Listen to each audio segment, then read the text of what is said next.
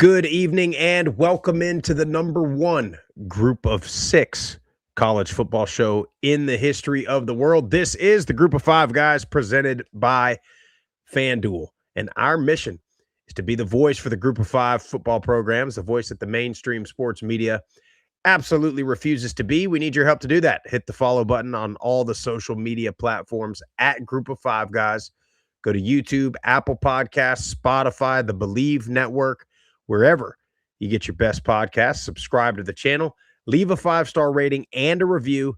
Most importantly, tell your family and friends all about us. On this live episode, we're going to talk a little bit about the Louisiana Tech soap opera between the Sun Belt and Conference USA. We're going to talk defensive back university and quarterback university. Who is it? What do we think? Plenty more. Hope you enjoy the show.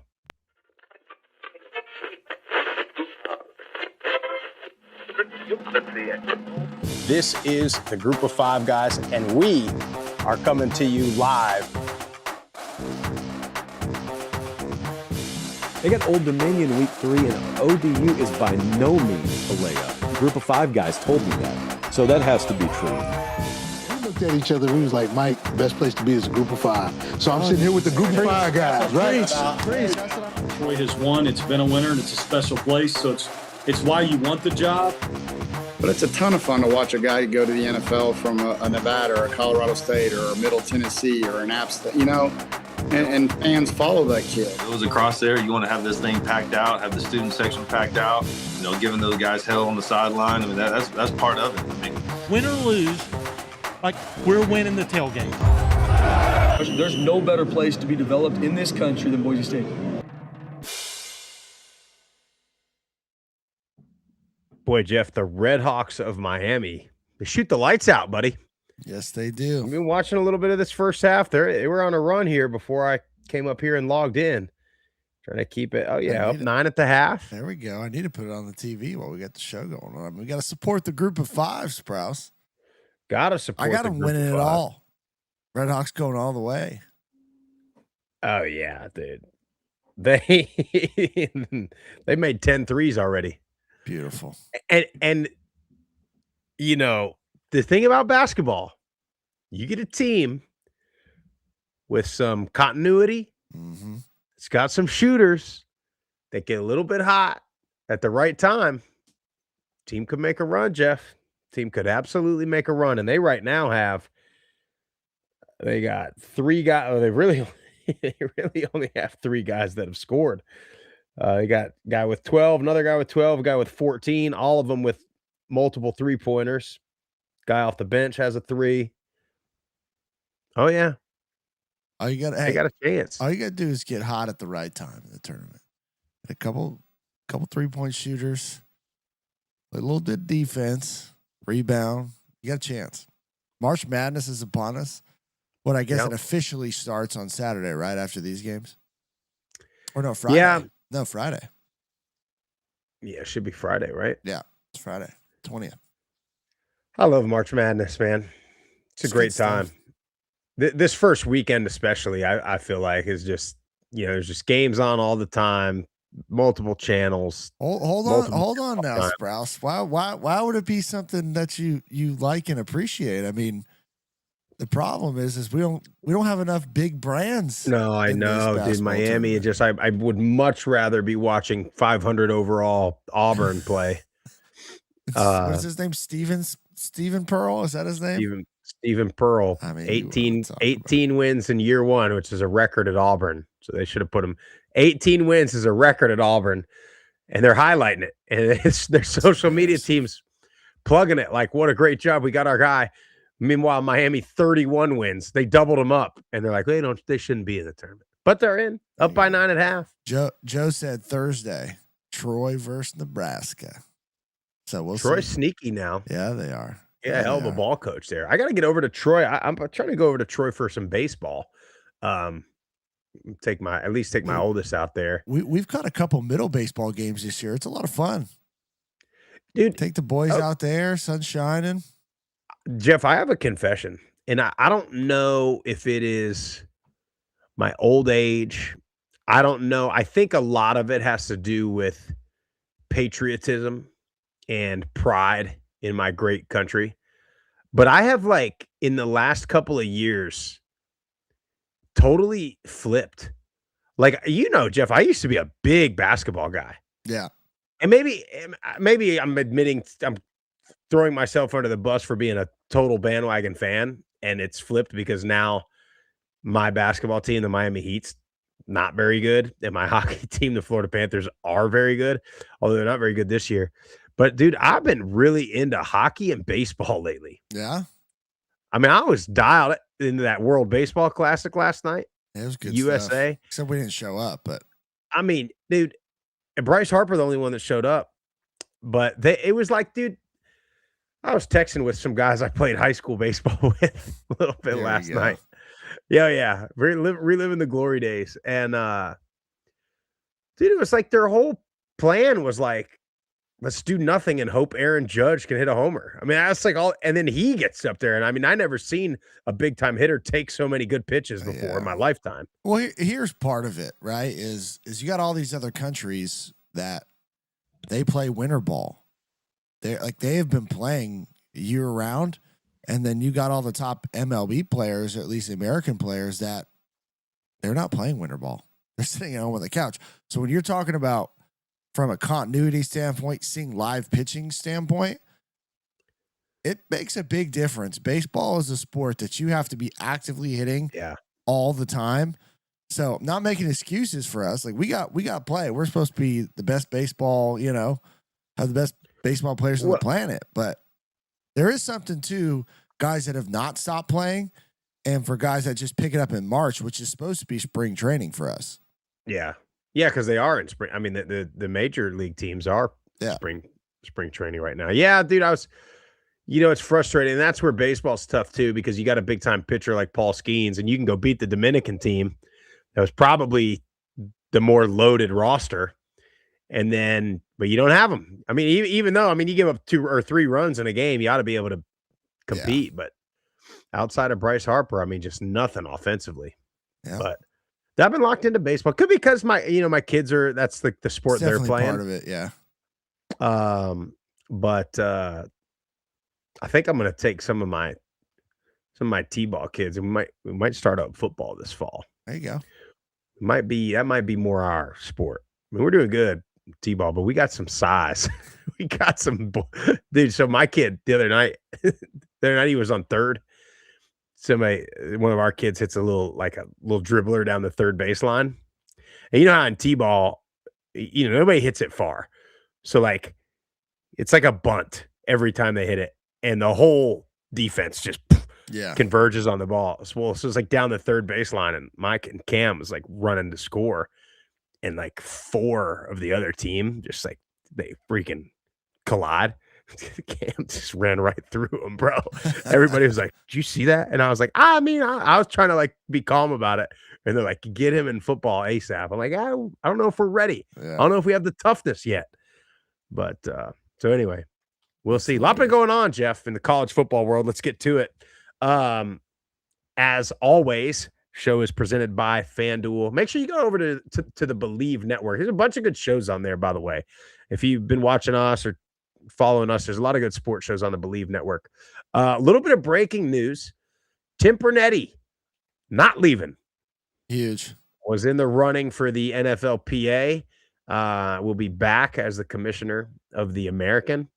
And, he's been increasingly vocal, I feel like, on, we had Jeremiah Dickey on 2 weeks ago, athletic director from Boise State, and we were talking with him about ADs, commissioners, coaches being more vocal, and Jeremiah Dickey definitely was. Tim Pernetti has definitely, he's always been, and he's always had, but you could tell sometimes he's starting to increase the, his, I guess, voicing his opinions, which I like. Well, I think the more we get down this road with more NIL nonsense, more transfer portal stuff, you're just seeing more and more writing on the wall where the SEC's now, actively making comments about, maybe we're just going to break away and do it. Go ahead at this point. Go ahead. But I think a lot of the stuff that's been going on is giving these commissioners, these coaches, a little more firepower, so to speak out, because it's like, look at this. Nobody's happy with this. Why are we just going to sit idle by and let the greatest sport on the planet just be ruined? It just makes no sense. So I'm all for it. I'm glad Pernetti's still with the American Conference for at least another year, because he's been a big advocate, not only for the group of five, but the group of five guys. Yeah, 100%. So excited to see what happens in the American this year. And, you mentioned like nobody's happy with this. So I wanted to bring this up, Jeff, and I apologize. I didn't give you fair warning that we were going to talk about this on this show. But last week, Luke Combs kind of went viral, I guess, on Bussing with the Boys. And I should have asked you to get the clip. But basically, they asked him if he donates to App State Athletics, and he said no. And they said, why, essentially? And he said a couple of things that I don't think are very controversial. And then he said a couple of things that he definitely was getting some flack from App State fans, from, us a little bit. But essentially he said there needed to be at least 2 years for NIL purposes, like contracts with players. He didn't want to donate. And that's where you always talk about that donor fatigue. But then he said he would like to see them go back to the FCS. And the reason was, and this was part of the reason he doesn't donate, was that he feels like, well, what's the best that we could ever do, I'm paraphrasing, is get beat by Oregon by 50 points in the first round of the playoff, is kind of what he said. So, well, let me first go into that donor fatigue, because I do agree with him to a degree on that part. Yeah, I mean, for the donor fatigue part, I've been talking about this is, unless you have just Elon Musk money, like ridiculous Mark Cuban money, you really don't care about, you'll give $2 million, whatever it is, right? But I think people who have money that work really hard for it, that are smart, with their investments, that's a bad investment. Like, to give $500,000 or $1 million for NIL purposes when the kid's just going to transfer, like I'm with him on that, and I give him some credit for not doing it. Now, maybe you could donate to facilities, like maybe there's other ways to have long-standing impact, I think, if you do want to give money. But I'm with him on that aspect until we get some regulations and some guardrails on this stuff where kids just can't take a check and bounce. I don't blame him. Yeah. Yeah. The thing, kind of where I'm at on it too, is like, but it would help your it's tough because it's what comes first, right? Maybe a big Luke Combs donation puts App State in a different category where you don't necessarily think that, well, best we can do is go to the first round. Maybe we're able to retain some kids now that would normally transfer to a North Carolina or an NC State or whoever, Virginia Tech or wherever it may be. Maybe we keep some kids. And that's kind of, now the hard part for the donor is, well, you got to do it, and then you got to do it again, and then you got to do it again, and you got to continue to do it. Where you're right, you talk about facilities, that's a sort of a one-time deal. Yeah. We put my name on the indoor, put my name on the weight room, we're done. I don't have to, hey, let me give you $10 million and you're going to get 2 players that might not even be any good. And if they are good, then somebody's going to pay them $11 million next year at another place. And we're not going to get to keep them, and we're not going to win anything with them. So I do understand that. Now, my biggest issue is the whole going back to FCS. And the comment of our best option, the best we could do is lose to Oregon by 50. I hate that because we talk about this every year. For everybody but one team, their best case scenario is they're going to lose potentially by 50. Like for Oregon, like we use Oregon. I don't want Oregon to catch a stray here, as the kids say, but they got more resources and money than everybody. Yeah. And the best they've done is lose by 50 in the playoffs.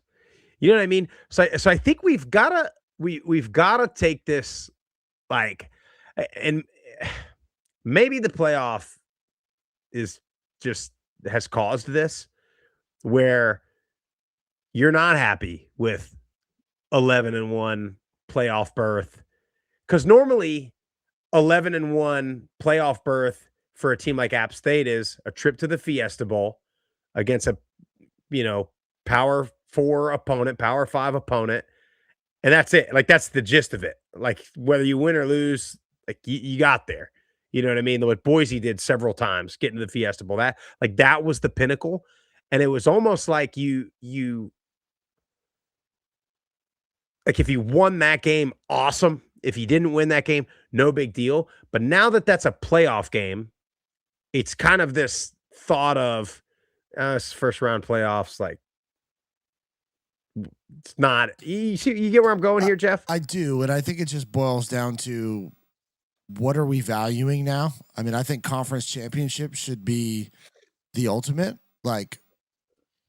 goal for a team, right? Like, if you're not competing and winning for conference championships, then you got other problems. Like, you're going to go down to FCS and you ain't going to win that either. So, focus on winning your conference championship. Celebrate great seasons, even if you make the Fiesta Bowl, or you make the Cotton Bowl. Yeah, you might get bounced in the first round. You might win that game. Either way, they're stepping stones to this process to get deeper and deeper in the playoffs. Coaches got to figure things out. Players got to figure things out. I think the best thing you can do is put guardrails and regulations so schools have a better chance of keeping continuity with rosters, with good players. Like, you do that, now you can build something and have a chance to make maybe the second round or further. Like, who knows? But until those things happen, I disagree with this point on app going back to FCS. Well, and Jeff, I'll take my group of 5 bias off here for a second, but I think, like, if you asked app fans, or you asked like apps administration, like, they probably have aspirations to be in the ACC or to be in the Big Ten or whatever conference. Like, they probably have that aspiration.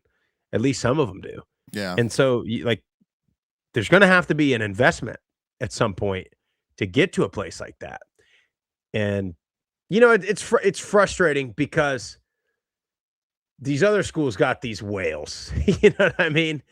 And unfortunately, the alumni base and you're lucky enough to have a big time star like a Luke Combs, and you just wish it's not just that, right? I mean, it's middle, it's everybody. Well, and I know we gotta move on and get to the nuts and bolts of the show, but this is where NIL, to me, it's off the rails, because at least before, yes, there is stories of Derrick Henry getting duffel bags of money. Like, we know this stuff was happening, beneath the covers, so to speak. But it didn't cause this mass, chaotic system like it is. And I don't think you weren't ever going to get a Saban run anyways. So I don't know. I think we have to go back. There's a way to do it. Players can get paid. They can be happy. We don't need unlimited free agency. There's a way to do this. There's multiple sports, multiple examples that have done it. But again, until the government steps in and gives litigation, antitrust, all those things, collective bargaining has to happen, it's just going to unravel further and further until you get conferences that completely split away. So it's like somebody's got to step in and save, and I hate to be dramatic, but save college football before it gets just completely torn to pieces. I have to tie this one up. I have to laugh because I was seeing on Twitter today, there's a lot of college basketball stuff going, and I saw where South Florida's basketball coach, I think it was South Florida, turned down the Syracuse job, which Syracuse big time basketball program now. Yes, it is. And some of the comments were like, Syracuse will be a group of 5 athletic program in the next 5 years. And in my mind, I'm going, uh-huh. And who else? And Yeah. like, let's keep unraveling. Like just all you gotta do is just keep asking questions. And then you'll get to, oh, yeah, it'll be like those 20, maybe 30 high dollar TV revenue schools that'll break off, and then you're gonna have your Yeah. group of 8, and it's gonna be FBS football like it used to be. Maybe that'll be it, dude. They'll let these other guys do their little playoff. We could go back. I don't care if we do the BCS. I don't care what we do. I don't care if we do bowl and No, let the damn AP choose a national champion at this point. You can do a playoff. You just have to have a level playing field Yeah. from a recruiting, retention, transfer. Like you got to have law, like rules and regulations. You do. Right now you don't, and this is what you got. You're going to get the rich get richer, the poor get poorer, and everybody thinks like they're actually rich, but Florida State's got $430 million deficit in their athletic department. That's not sustainable. Boston College had something similar. Rutgers had something similar. Like this model is not long term, and you're going to start seeing sports being shut down, schools going bankrupt. You're already seeing it, yeah. Yeah. So I don't know. Well, Jeff, speaking of rules and regulations and governing bodies and level playing fields, Louisiana Tech back in the news. I mean, there's that saying, any pub is good pub. And I mean, for Louisiana Tech, I mean, I guess, but so last week, of course, is when this started to spiral, where on Thursday you saw Conference USA release their entire conference schedule, and they included La Tech. And everybody was like, well, now wait a minute. And then on Friday, the Sun Belt released their schedule, and they included a full schedule for La Tech to give La Tech 20 games, to where everybody's like, well, now wait a minute. Where's La Tech playing? And now I assumed, and maybe I was wrong here, I assumed that it was already done deal. I knew there was some legal stuff going, but there's one camp that sort of thinks Conference USA is being a little petty here. But then let me read. So I'll read the timeline here. I got a little bit of it. I got most of this from Front Office Sports and then from Hero Sports, a couple articles here. So I already mentioned the schedule. And then, by the way, La Tech's website and tickets have the Sun Belt version of the schedule. Now, according to Front Office Sports, Conference USA got wind that the Sun Belt, they were going to include it, and Conference USA was like, Thursday, release the schedule. We're going to do it before them. So a little petty there, but so typically Conference USA requires, I think it's a 14-month notice, to pretty good there. I only get 2 weeks. Yeah, I only get 2 weeks. Yeah. But so La Tech offered to pay 48 or 480 grand plus buy back their TV rights and then waive their and then pay their membership fee. So Conference USA saying they're way off and there should be a $5.5 million buyout here. Really? So now I don't know what the TV rights were or what that exact dollar amount is, but it seems like they're just so far off. Louisiana school system suing Conference USA. So there's a lot of fun stuff, but the concern is I'm looking at all these other teams. I'm looking at Middle Tennessee, who, according to Conference USA, plays La Tech in week 4. Well, who are they going to play in week 4 now? And how does what's the domino effect for either conference when this gets official? Yeah. That's my concern. Yeah, you can only play. You only can play one schedule. 12. Yeah. So I don't know. And yeah, you're not going to be able to pick up game. I mean, everybody's schedule is pretty much set in stone, right? Well, I'll tell you what's certainly not going to happen is if you are, a Jacksonville State, a Kennesaw State, a James Madison, somebody that's in the running, right, for conference championships and those things, you ain't gonna be able to pick up a good game, like a good. Yeah, I mean, you're gonna have to play like probably FCS. Yeah. if that. Well, and that as of now is a conference game in that I know. slot. So the Conference USA is they're going to go down to 10 teams. So they could probably have an easier chance of just moving some things around and getting everybody to play, everybody changing their bye weeks. But if the Sun Belt's got 14 teams, it's Or going to be interesting. or I don't know. No, that wouldn't work because travel. I was saying you could push everything back up and do a flex game like the Pac-12 was doing, but I don't think you could do that because Well, many with different Conference schedules. USA, you got all the Tuesday and Wednesday stuff. Yeah, So you're really going to have so many wrinkles in this thing. I don't know. And, It's a mess. and here's the thing about it, Jeff. And I don't know the dollar amounts, and I don't know the legal stuff. But what I do know is it's embarrassing. It's just like, come on. Like whether it be for La Tech or for Conference USA, but more so probably for Conference USA. Now, I think they're probably getting the short end of this. I think they're kind of getting strong-armed here. Yeah. But for them, it's just like we have this notion already of what our conference is, right? They're the outsiders. And now we got this going, and everybody kind of thinks that it's Conference USA that's being petty and being childish and this and that. And it's like, yeah, they're kind of the ones getting screwed here. And then you got this 10-team conference where you're, I don't know. Yeah. Conference USA is better than everybody wants to believe, though. Like, and I caught myself just now. I almost was like, we got this top-heavy conference, and I was going to list off schools. But it's like, McKinnessaw's good. Jack State is good. Sam Houston was good a year ago. Delaware is good. Western's always there. Liberty has fallen off, but they're still there. I mean, that's more than half the conference, which is more than any other conference in the country can say. We gotta get to the show. I'm so sorry. But middle, we got a chance. McPhee is retiring. Our president is retiring. Hallelujah. We're gonna have a chance, boys and girls. The Blue Raiders might be back. Jeff, we got to get on the inside of this decision. We've got to. We can't not have a seat at this table, Jeff. I agree with you. I'll do it. I'll be the president of the university.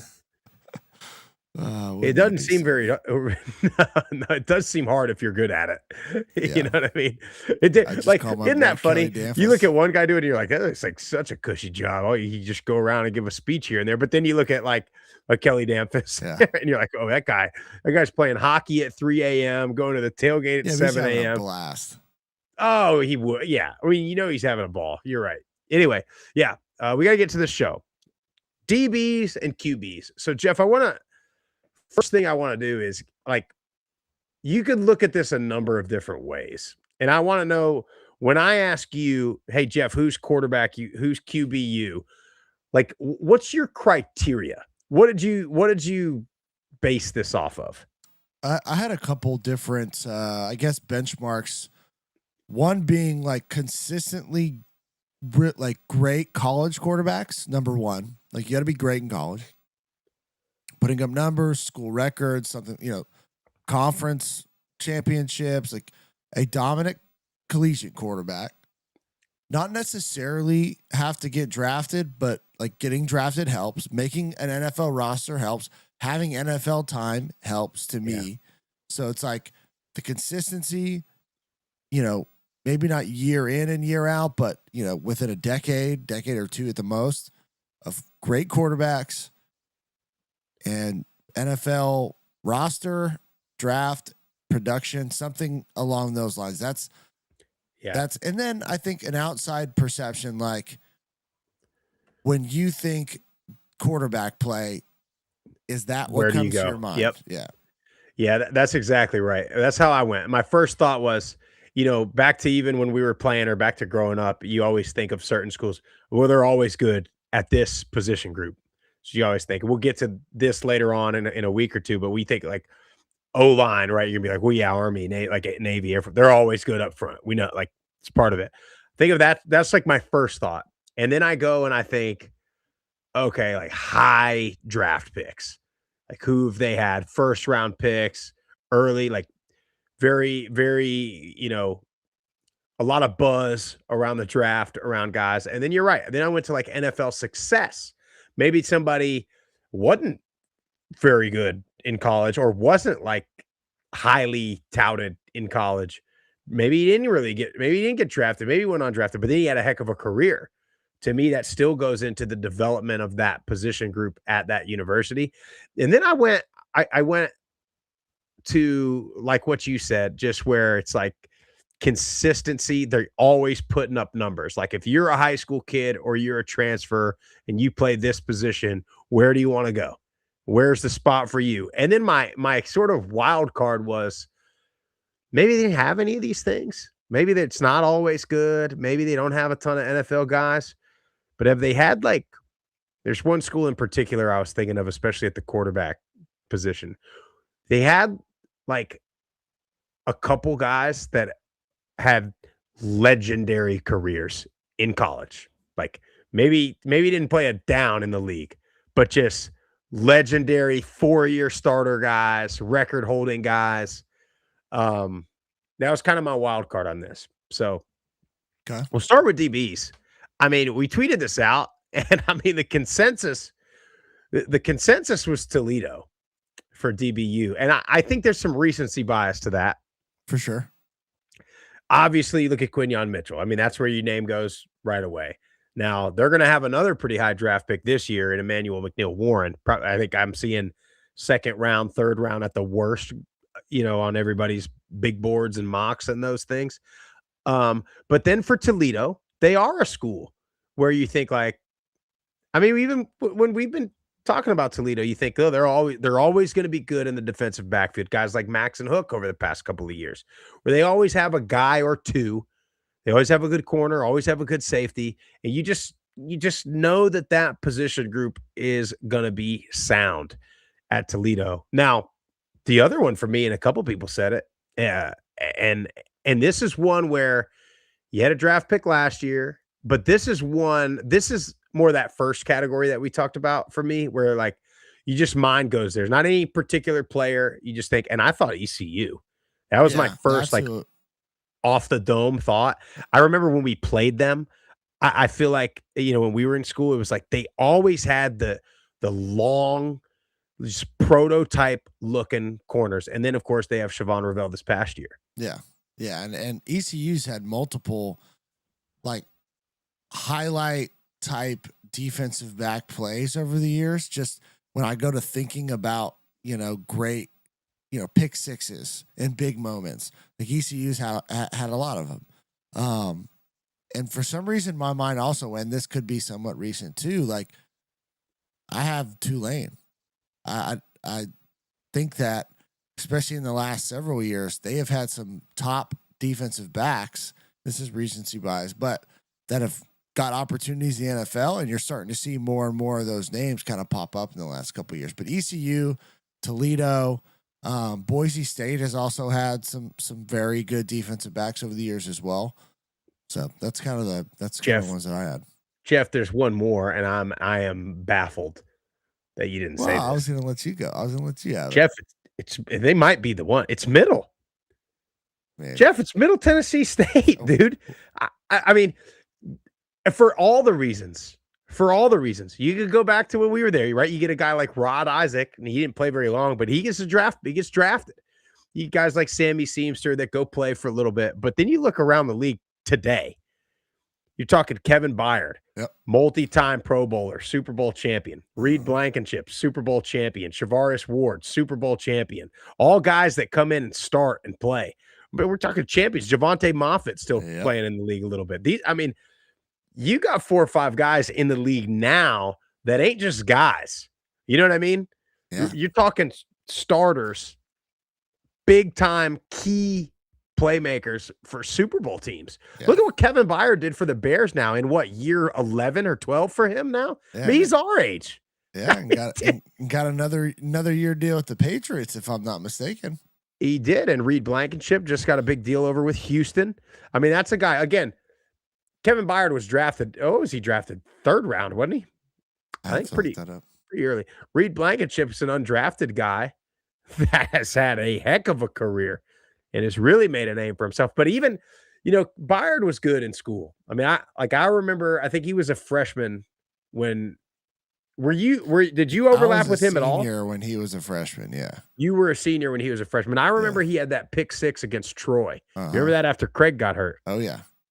Joe, sorry about it, buddy, but you probably remember this. There was at least 265 people at this game. It was like a Tuesday night, cold, miserable. Craig Allen, shout out Gucci, gets hurt on a kickoff, right? Yeah. And I mean, he was down for like 30 minutes, it felt like. And all you heard were the stupid heaters on the sideline. Yeah. And then like 2 plays later, KB pick 6, we win the game. We beat Troy. Palladium stays in Murfreesboro. He was good. You knew he was good in college. Reed, like, you knew he was good, but I didn't foresee a long time NFL guy out of him, you know? No, I mean, he got opportunities and made it happen kind of right time, right guy, right time, and just never relinquished really that spot. And you just got to give him a ton of credit. But yeah, I mean, when you look at checking every single box, yeah, dude. I mean, Middle, for all that we are not, 100%. We got some damn DBs. We've been able to do that. And Jeff, like, the thing that's going to make this conversation difficult, and it counts for everybody, but you also now, you look at the guys that transferred out. Quincy Riley was drafted last year, wasn't he? Yeah. These guys go to Louisville and NC State and these places, and they go get drafted. Shout out to Steve Ellis, huh? Yeah, big time. I mean, where is he now? Is it Louisville? Question. I don't know where he's at. Louisville. Strap would probably know. Yeah, but you got guys like Strap that had heck of college careers. But yeah, dude, I mean, there's definitely some bias there. But I mean, you know, yeah, Toledo, like Quinyon Mitchell's probably going to have a long NFL career, but he hasn't yet. And obviously, you know, being a top pick like he was, that counts for something. If Cincinnati was still Group of 5, I mean, that CFP team of Cincinnati, that defensive backfield alone puts them in it. I mean, just that one season of those guys puts them in there with Sauce, Kobe Bryant. They had some other guys, but yeah, dude. I mean, when you're talking tenure and you're talking success, both in college and the NFL, too, it might be middle. It really might be. Yeah. That's a good. Joe says, guys going to get developed and leave. Can we count those guys? I don't know. If this conversation in 10 years is probably totally different, because the conversation is going to be around, okay, if you're in high school, where do you want to go get developed before you take before you go to the, you know, semi-pro league? Which regular FBS school are you going to go to? Yeah, he's at Louisville. He's been at Louisville quite a while, Coach Ellis. I think, yeah. His kid's got to be getting ready to go to college, no? You would think. Boy. So is that it for DBs? Did we miss anybody? I'm sure there's. I like there's Boise. Boise's one that could almost go any position group. Yeah, probably. So this one being that. See, I would feel like San Diego State maybe, but I'm trying to think of. I don't have any like names on the top of my head. Yeah, and a lot of that could be accredited to their pass rush. Yeah, but yeah. I mean, I think that's what I think I put Toledo, ECU in middle. I really do. ECU as that one that you always think about. Toledo as the one right now, big time draft picks, big time players, and middle just sort of the. Can't believe I'm going to say it. The longevity of successful DBs coming out of Murfreesboro. Yeah, I mean, you name 5 and 4. I know at least they're still playing. Yeah. So let's talk quarterbacks, Jeff. Let's do it. I mean, middle's got to be here too for you alone, right? No, not a chance. We had some good players. So yeah, Kelly Holcomb. Yeah, you had Kelly Holcomb. So where'd you go? I'll defer to you to start this. See if I've got anybody that you don't have, or vice versa. This could be. Well, I got a bunch actually. Yeah. I got, and for different reasons, kind of like you had, you know, the college NFL kind of pipeline, right? You kind of have historic that deserve to be mentioned. I got kind of like a childhood type one, and then I put some honorable mentions in there that I think you could easily make a case for. Yeah. But I'm going to just start off with the one that I always start off with because a little bit of growing up West Coast bias, but I think Fresno State has to be in that conversation. I mean, you talk about the Carr brothers, Jake Haener in there. I mean, the fact that Trent Dilfer. Yeah, Trent Dilfer. And then Jeff Tedford played there, ended up coaching there, and he was, like the quarterback whisperer of the West Coast. So, Derek Carr, phenomenal for as a Raider fan. A lot of people don't like him, but phenomenal NFL career. Great college quarterback. His brother was a great college QB. Obviously, didn't fare too well in the NFL. And then Jake Haener is still on a roster, I think. But yeah, he might be in the UFL actually now. Well, Fresno to me, it checks all the boxes, like you said. You've had the high draft picks in both Carr brothers. You've had the NFL tenure of guys like Dill. I mean, say what you will, Dilfer Super Bowl champion, and then Derek Carr, like you said, love him or hate him, the guy has played in the NFL for a long time as a starting quarterback. Okay, there's only a few of them, So you got to give him that. And then you mentioned Jeff Tedford, where it's Fresno is that place that a guy goes there to play quarterback. They're going to be developed. They're always, it's a little different now, but they're always going to have development, good coaching. It's always going to be a good quarterback room at Fresno State. Yeah.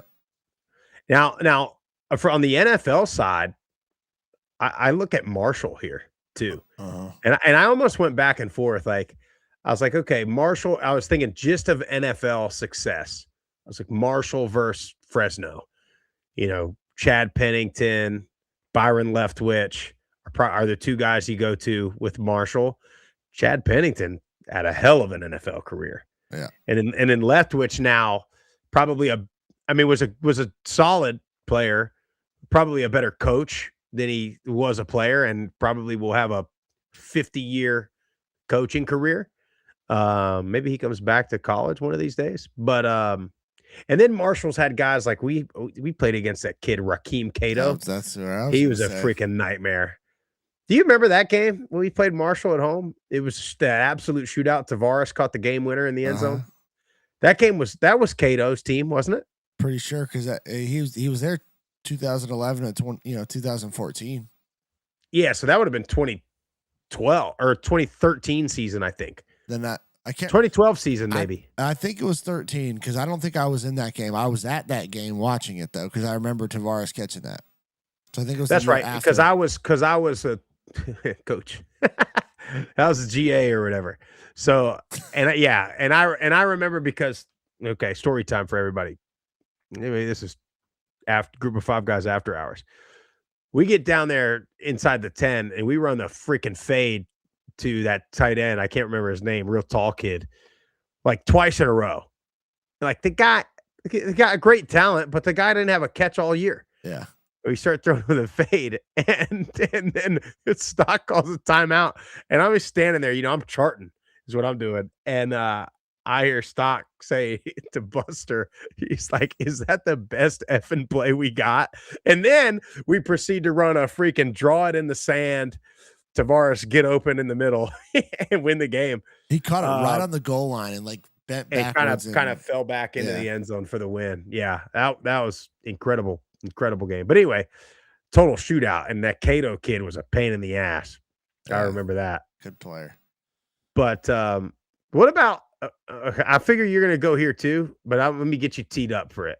Well, I thought about legendary quarterback seasons and quarterback careers, and I immediately went to Hawaii. Have to.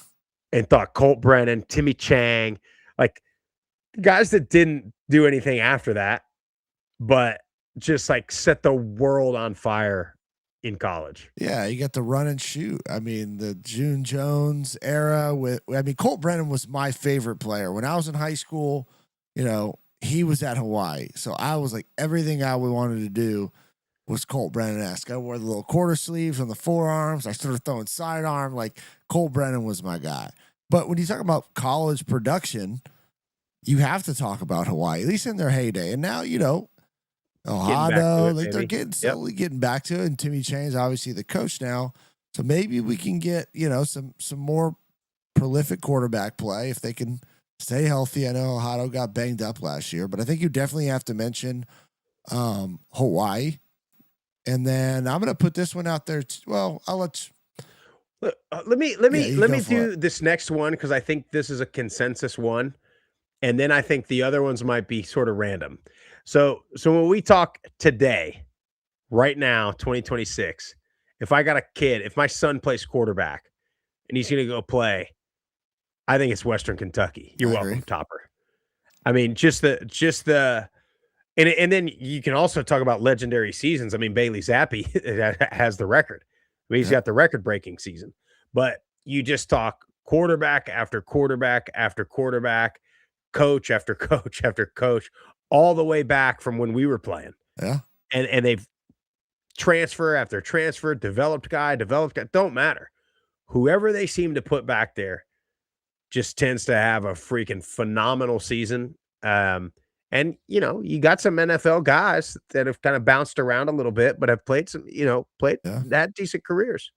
Yep. Mike White, Dowdy, Zappi, obviously, Austin Reed. I mean, they've been able to plug and play quarterbacks probably better than any other school that I can really think of, like on a consistent basis. And a lot of that's Helton and that offense that he runs. So you got to give him a lot of credit. It's not, as much as I don't like giving the Hilltoppers credit, I do give him credit for that. If I was, my son bleeds blue, but damn it, if he's a QB and I want to put him in a system that's going to churn out yards in production, Western's going to be it. Jeff, it just hit me. And that's what makes the rivalry so damn good. 100 miles of hate. We just got up here and talked defensive backs. We said, yeah, look at all these good ones Middle's put out. Yeah. And then we went down and talked about quarterbacks. Like, yeah, look at all these ones from Western. And those battles every single year, the hot, prolific, not that Middle ever had like a world-class defense by any means. I mean, my God. but now you look back on it and you're like, oh, damn, yeah, Mike White versus Kevin Byard or whatever, whatever it was. Timelines. And so, yeah, I like Western there as a steady just pipeline of quarterbacks. Mm-hmm. So what else? So who else you got? I mean, I had to put Boise in there. Yeah, I mean, I think with Kellen Moore, Ripon, Zabransky, Dinwiddie, like they have. I mean, and it's mainly college, right? It's mainly college production. None of them like crushed really any NFL careers. Obviously, Kellen Moore as a coach has been pretty successful, but I just think when you think of consistent production, like you said, they could probably make a case for every position group. Outside of maybe like, no, because they've had some damn receivers too at Boise. Yeah. So, I mean, I had Boise on there. I think that's safe to have them in there, and they deserve to be included.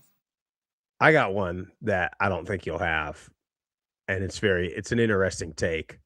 Maybe I don't even think it's a hot take because when I say the names, you'd be like, oh, yeah, damn. The Naval Academy. Really? Well, you start with Roger Staubach, okay, right? Heisman winner, all the things. But then you go and you have Keenan Reynolds was there, had a hell of a career. Malcolm Perry, these guys that had these. And then you look at even just the past couple of years with Horvath. Like they've had every couple of classes, Yeah.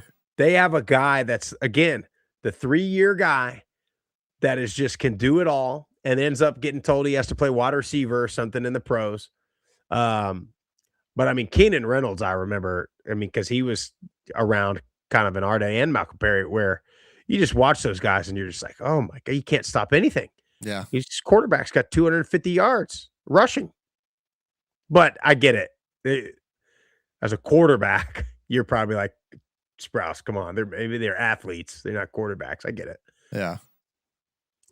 I got a couple more, Sprouse. Yeah, I want to hear them. That's all I got. That's all you got? That's all I got. But I could have dug deeper. I'll give you. I got 3 left. 2 probably honorable mentions. 1 I think can make honestly a pretty damn good case. Give me some hints and see if I can guess where you go, because that'll tell me if I was close to putting them on my list. I mean, fairly recent in the last decade or so. I mean, 2 NFL draft picks, a hell of a college quarterback. What conference? Buddy, they're brand new to the group of 5. Delaware. No, but I have them as an honorable mention. North Dakota State, my friend. You got Carson Wentz, you got Trey Lance, Easton Stick's a hell of a college quarterback. Yeah. I mean, I think when you're talking about consistency, NFL, I mean, putting up numbers. Now, I'm probably not. They don't check the box of like, I'm gonna think about this for quarterbacks, but from a production standpoint, I think they deserve to be mentioned. It's a good pick, at the very least. Now, I did have Delaware with Joe Flacco and my guy Rich Gannon. Yeah, it's a pretty. They got that kid, Minicucci now. Minicucci, he's gonna be the guy. Minicucci, and then the last one I had was Memphis, because Memphis has had some good ones. Paxton Lynch, obviously, Seth Hennigan, being there for 4 or 5 years, or whatever it was, hell of a college quarterback. Maybe he gets an opportunity at some point somewhere in the league. And then, Brady White was a good quarterback. So they've had some good QBs. Yeah. So, and then the last one that is definitely not on anybody's radar, but I think you could make a case for really, really good college quarterbacks. I think the James Madison Dukes. When you go back to their FCS numbers, and they have had some prolific college quarterbacks. And then you look at the last couple of years with Barnett. I mean, they've won some big games at the next level. I don't know. Some people would say the Liberty Flames could be on there with Malik Willis now. That's very true. With the Miami Dolphins.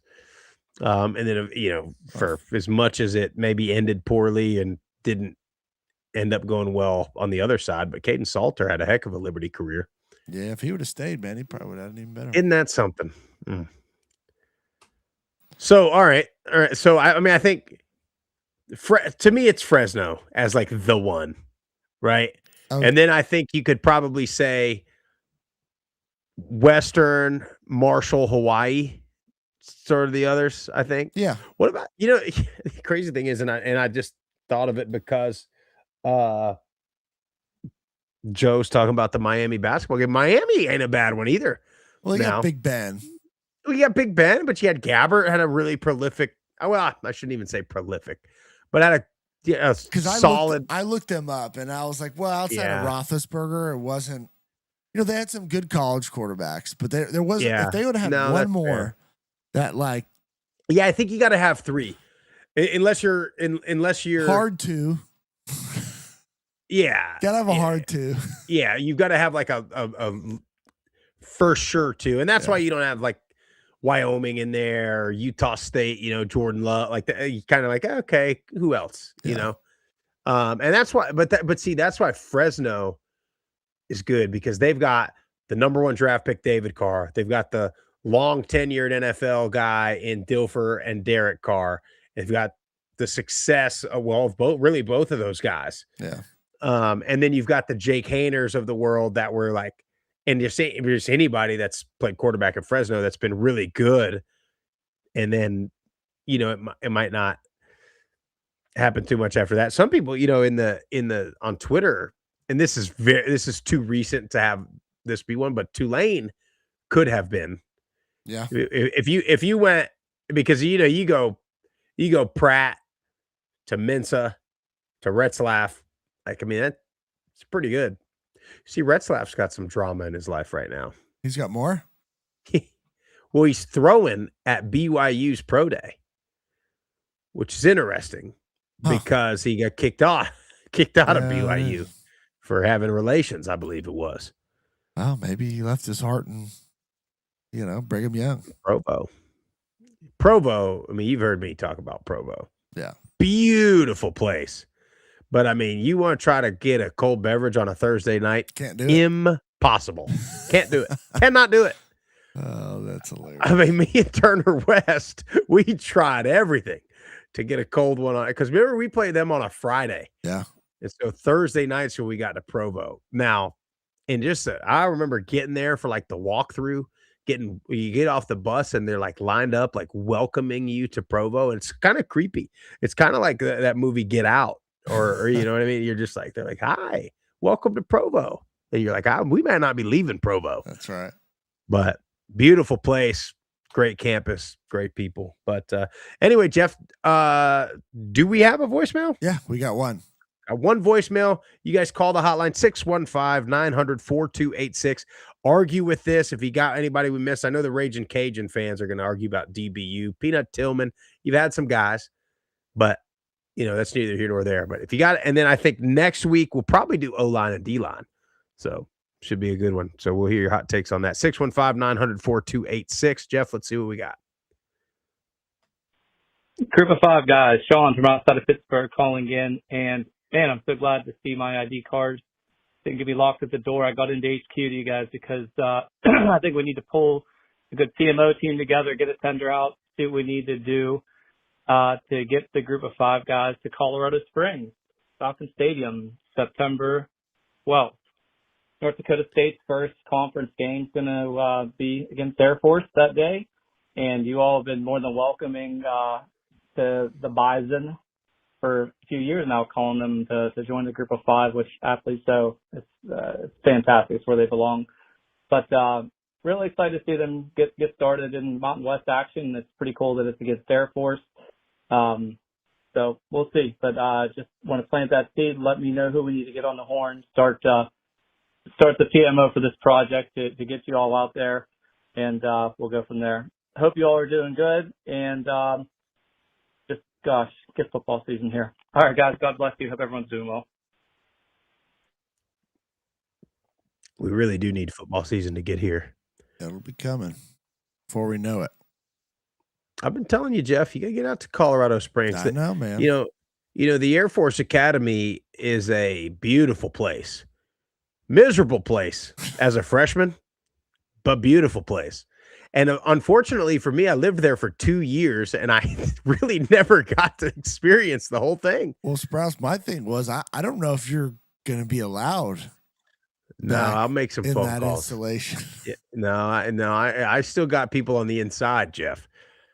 As long as we don't stay at the Howard Johnson Hotel off Academy Boulevard, we'll get Major Jason Kahns, we'll get Major James Hendershaw, we'll get coach. I got coaches on the staff. Their D-line coach, me and him had many a battles in practice at the prep school and then going into freshman year. So I think we got a chance. Yeah, we'll get out there. Beautiful place. They just renovated the stadium too. It looks sweet. True.